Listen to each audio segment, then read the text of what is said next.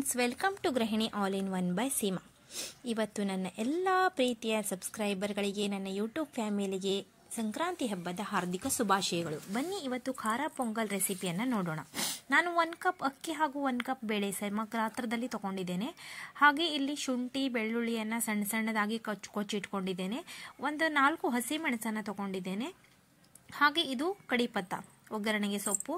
ಹಾಗೆ ಇಲ್ಲಿ ಗೋಡಂಬಿ, ಹಾಗೆ ಜೀರಿಗೆ, ಕಾಳುಮೆಣಸನ್ನು ತಗೊಂಡಿದ್ದೇನೆ.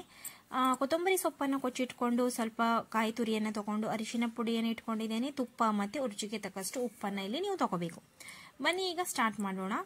ಒಂದು ಪಾತ್ರೆಯನ್ನು ತಗೊಂಡು ನಾನು ಅಕ್ಕಿ ಮತ್ತು ಬೇಳೆಯನ್ನು ಹಾಕ್ಕೊಂಡು ಇಲ್ಲಿ ಕರೆಕ್ಟಾಗಿ ಅದನ್ನು ಮಿಕ್ಸ್ ಮಾಡಿ ಇದನ್ನು ಚೆಂದ ಮಾಡಿ ನೀರು ಹಾಕಿ 1-2-3 ಸಲ ವಾಶ್ ಮಾಡ್ಕೊಂಡು ಬನ್ನಿ. ಇಲ್ಲಿ ನೀರು ಹಾಕಿ ಇದನ್ನು ವಾಶ್ ಮಾಡಿ ಆದ ನಂತರ ಫ್ರೆಂಡ್ಸ್ ಅದನ್ನು ನೀವು ಕುಕ್ಕರ್ಗೆ ಹಾಕೋಬೇಕಾಗ್ತದೆ. ನೋಡಿ, ಇಲ್ಲಿ ನಾನೀಗ ಇದನ್ನು ವಾಶ್ ಮಾಡ್ಕೊಂಡು ಬಂದುಬಿಡ್ತೇನೆ. ತುಂಬ ಈಸಿ ರೆಸಿಪಿ ಇದೆ ಇದು. ಇವತ್ತು ಸಂಕ್ರಾಂತಿ ಆದ್ದರಿಂದ ನೀವು ಇದನ್ನು ಮಾಡ್ಕೋಬಹುದು.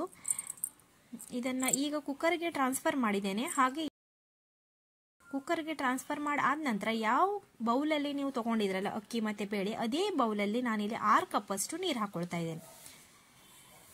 ಇದು ಪೂರ್ತಿ ಗಟ್ಟಿ ಆಗಬಾರ್ದು, ಹಾಗಾಗಿ ನೀರನ್ನು ಸ್ವಲ್ಪ ಡಬ್ಬಲ್ ಹಾಕಬೇಕಾಗ್ತದೆ. ರುಚಿಗೆ ತಕ್ಕಷ್ಟು ಉಪ್ಪನ್ನು ಹಾಕಿ 1-2 ವಿಷಲನ್ನು ಕೂಗಿಸಿ. ನೋಡಿ, ಈ ಥರ ಆಗ್ಬಿಡ್ತದೆ ಅದು ವಿಷಲ್. ಇದು ತಂಪಾದ ನಂತರ ನಾನು ಕುಕ್ಕರ್ ಓಪನ್ ಮಾಡಿ ನಿಮಗೆ ಕಾಣಿಸ್ತಿರುವುದು. ಇದು ಸ್ವಲ್ಪ ಗಟ್ಟಿ ಆಗಿದೆ. ನಮಗೆ ಪೊಂಗಲ್ ಸ್ವಲ್ಪ ತೆಳುವಾಗಿ ಕರೆಕ್ಟ್ ಕನ್ಸಿಸ್ಟೆನ್ಸಿಯಲ್ಲಿ ಬೇಕಾಗ್ತದೆ. ಹಾಗಾಗಿ ನಮಗೆ ಎಷ್ಟು ನೀರು ಬೇಕು ನೋಡಿ ಅಷ್ಟು ನೀರು ಹಾಕಿ ಒಂದು ಸೈಡ್ ಇಟ್ಕೊಂಡ್ಬಿಡಿ. ನೆಕ್ಸ್ಟ್ ಒಂದು ಪ್ಯಾನನ್ನು ಇಟ್ಕೊಂಡು ಅದರಲ್ಲಿ ಸ್ವಲ್ಪ ತುಪ್ಪ ಹಾಕಿ 1-2-3 ಸ್ಪೂನ್ ಅಷ್ಟು ತುಪ್ಪನ ಹಾಕೊಳ್ಳಿ. ನಾನಿಲ್ಲಿ ಎಕ್ಸ್ಟ್ರಾ ತುಪ್ಪ ಲಾಸ್ಟಿಗೆ ಆ್ಯಡ್ ಮಾಡ್ತಾ ಇಲ್ಲ, ತುಪ್ಪದಲ್ಲೇ ಒಗ್ಗರಣೆಯನ್ನು ಕೊಡ್ತಾ ಇದ್ದೇನೆ.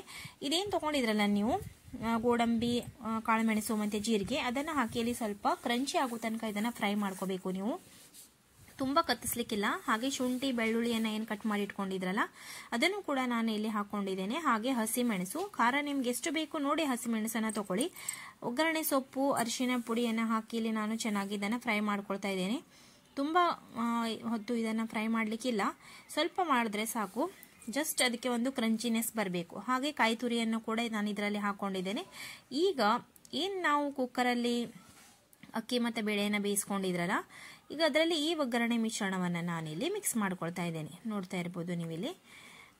ತುಂಬ ರುಚಿಯಾಗಿರ್ತದೆ ಫ್ರೆಂಡ್ಸ್ ಇದು.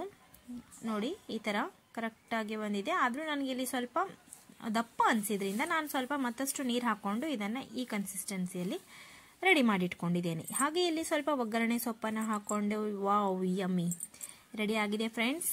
Thank you for watching. Take care. Bye bye. ಮತ್ತೆ ಸಿಗ್ತೇನೆ ನಿಮಗೆ.